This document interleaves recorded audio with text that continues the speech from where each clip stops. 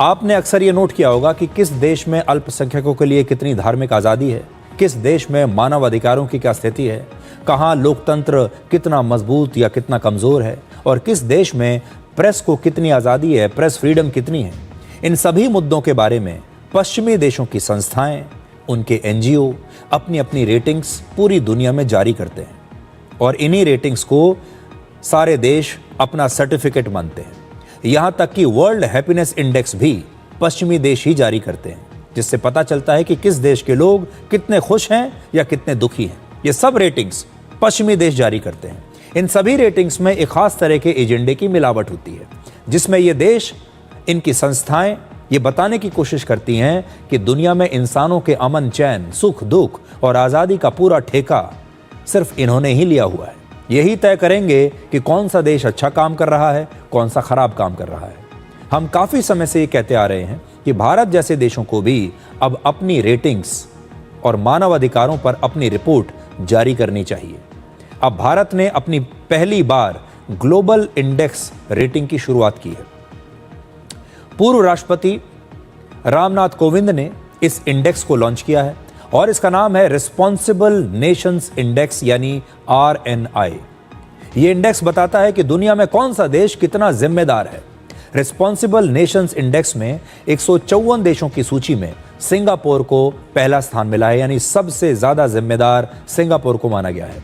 Switzerland दूसरे number पर, Denmark तीसरे और साइप्रस को चौथे नंबर पर रखा गया है। इस इंडेक्स में भारत 16वें नंबर पर है, जबकि अमेरिका 66वें नंबर पर और चीन की रैंकिंग है 68। 154 देशों के इस इंडेक्स में सेंट्रल अफ्रीकन रिपब्लिक देश सबसे आखिरी नंबर पर है और ये रिपोर्ट बताती है कि किसी भी देश की ऊंची GDP या बड़ी आर्थिक ताकत ये सुनिश्चित नहीं करती कि वो देश कितना बड़ा है या फिर कितना जिम्मेदार है। हो सकता है वो देश अमीर हो, बड़ा भी हो, लेकिन जरूरी नहीं कि जिम्मेदार भी हो।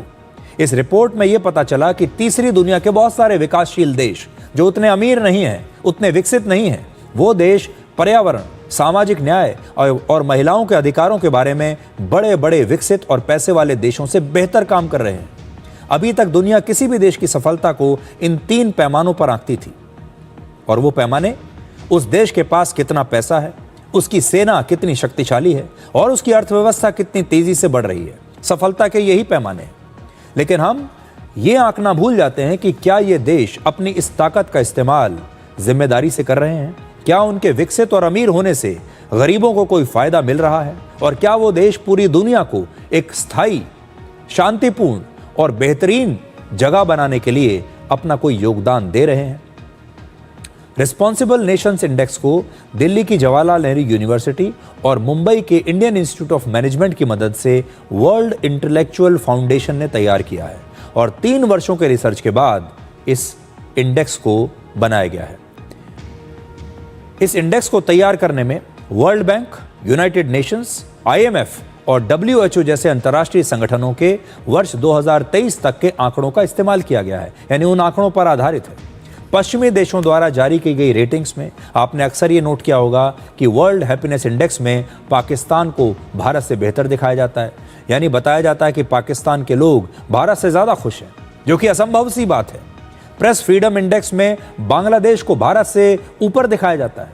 इस तरह की रिपोर्ट सच्चाई से बहुत दूर होती हैं और ये किसी के गले नहीं उतरती, क्योंकि इन रिपोर्ट्स को तैयार करने वाले पश्चिमी देशों के मन में, उन संस्थाओं के मन में भारत को लेकर एक पूर्वाग्रह होता है और जब इन संस्थाओं की रिपोर्ट में भारत को खराब रैंकिंग दी जाती है तो हमारे देश के ही विपक्षी दल उस पर तालियां बजाते हैं, उस पर राजनीति करते हैं, जवाब मांगते हैं और उन्हें इस बात का बड़ा इंतजार रहता है कि कब कोई पश्चिमी संस्था नई रिपोर्ट जारी करे जिसमें भारत के परफॉर्मेंस को कम करके बताया जाए। अब यह देखना बड़ा दिलचस्प रहेगा कि रिस्पॉन्सिबल नेशंस इंडेक्स की जो नई रिपोर्ट है, इस पर हमारे देश के विपक्षी नेता और मीडिया के कुछ लोग, एक वर्ग मीडिया का, क्या प्रतिक्रिया देते हैं, क्योंकि इसमें अमेरिका और चीन जैसे देशों की रैंकिंग बहुत खराब दिखाई गई है।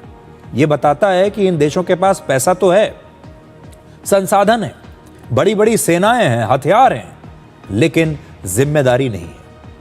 अब समय आ गया है कि भारत को अपनी उपलब्धियों के लिए किसी भी पश्चिमी देश और उनकी संस्थाओं से सर्टिफिकेट लेने की आवश्यकता नहीं।